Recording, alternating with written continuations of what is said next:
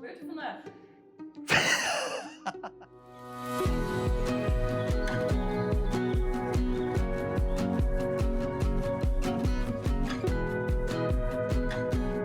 Vandaag een bijzondere dag.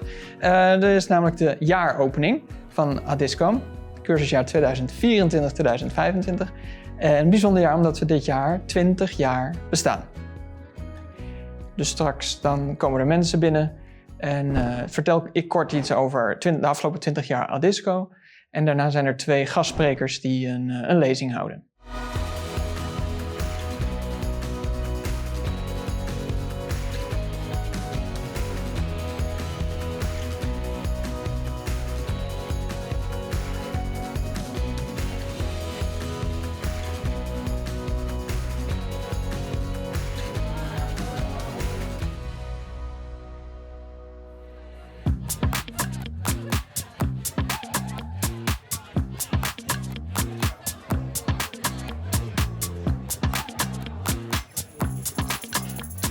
Nina vertelt wat over de helende werking van Griekse tragedie, het lezen van Griekse tragedies. En Christian Kuiper die zal ons wegwijs maken in de goddelijke komedie van Dante. Het zaal geeft het auditorium is die kant op, deur staat open. Ja, en het is heel fijn om nu een plek te hebben om dat brede aanbod aan te bieden.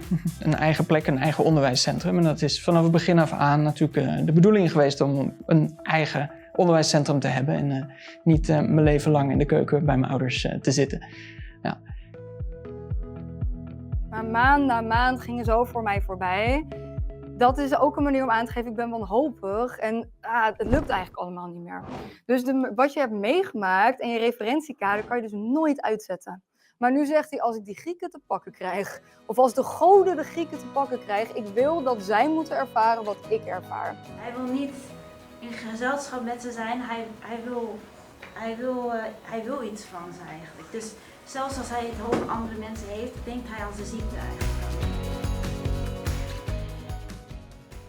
Ja, deze presentatie gaat over Dante Alighieri en de Divina Commedia. Maar Dante leeft erg in Italië. Esta selva selvaggia, di aspra e forte che nel pensier rinnova la paura.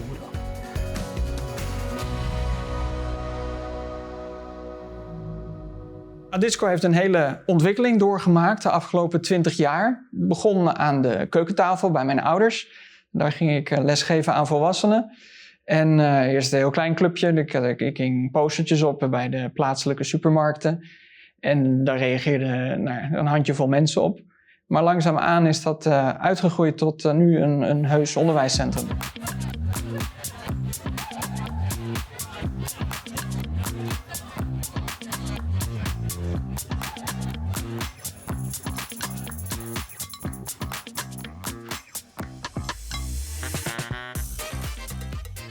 Het is ongelooflijk voor mij om te zien wat Cas in 20 jaar tijd heeft opgebouwd. Hoe keihard hij gewerkt heeft. En hoe fijn het ook is dat er zoveel cursisten zijn die zo lang bij ons les blijven volgen. Ja, zo'n dag als vandaag is eigenlijk een beetje een feestje van alles wat we in 20 jaar gedaan hebben.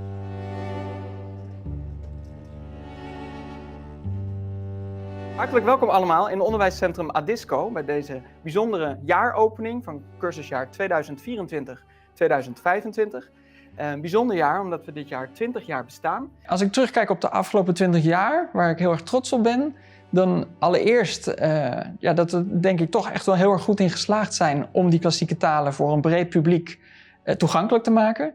Dat is vanaf het begin af aan de grote doelstelling geweest om mensen die ongeacht leeftijd of opleidingsniveau de wens hebben om Grieks en Latijn te leren, zij daarbij te helpen.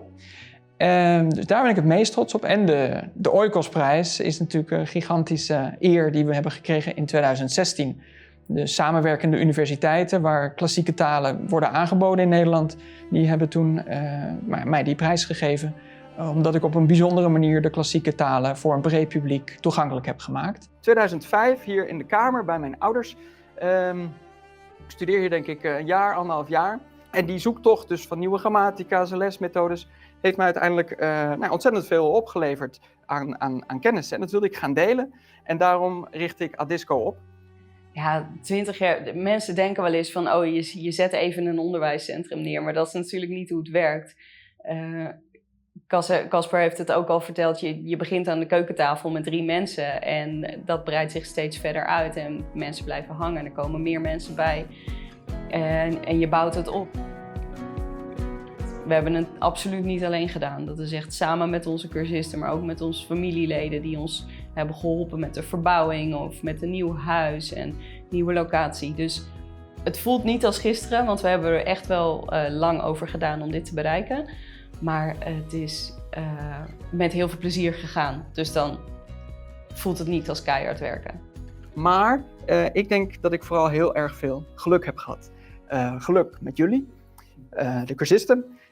Ik wil allereerst alle cursisten die meer dan 15 jaar al lessen bij ons volgen. Dus Jacqueline, Peter, Henny, Ria is hier aanwezig. Waar zit je, Ria? Hier, Ria al 18 jaar. Dus het is fantastisch.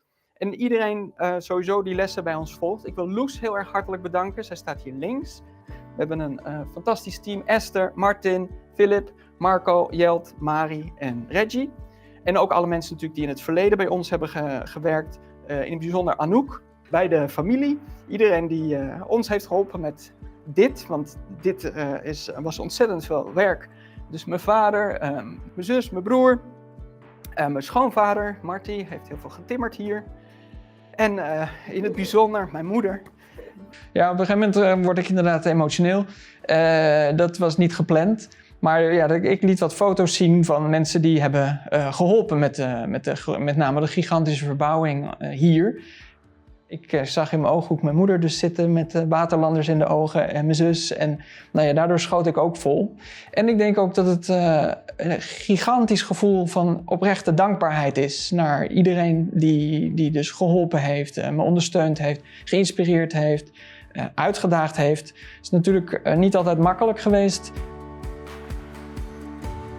En tot slot natuurlijk heel veel dank voor mijn vrouw. Ook dat, het is natuurlijk niet altijd makkelijk om met zo'n vakidioot en workaholic te leven. Ja, het mooie aan Casper is dat je niet aan hem ziet dat hij nerveus is, maar hij is echt ontzettend nerveus als hij voor grote groepen moet spreken of iets nieuws moet doen of zo'n evenement als dit. Het is gewoon super spannend.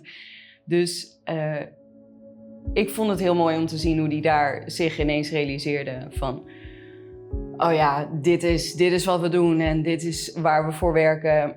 Met alle steun die we hebben van iedereen, dat is super mooi om te zien. Dus ja, daar word je wel emotioneel van, ja. In feite is ze niet alleen met mij getrouwd, maar ook met Adisco. En nou ja, ik ben daar ook ontzettend dankbaar voor alles. Ja, Cas is een vakidioot. Hij is echt een docent in hart en nieren. Dat is niet normaal. Maar naast dat hij een docent in hart en nieren is hij ook gewoon een ontzettend lieve man. Dus het is heel makkelijk om dat 20 jaar vol te houden. Ja, het is heel gaaf om op de afgelopen 20 jaar terug te kijken. Een enorme ontwikkeling doorgemaakt. Heel gaaf ook weer om alle oude dingen terug te zien. Ons voornemen is in ieder geval om hier nog lange tijd mee door te gaan. En zoveel mogelijk mensen wegwijs te maken in de wereld van de klassieken. Ik wil iedereen ontzettend bedanken voor de afgelopen 20 jaar. Iedereen die lessen bij ons heeft gevolgd. Want zonder jullie is er geen Adisco. Maximas plurimasque vobis gratias ago.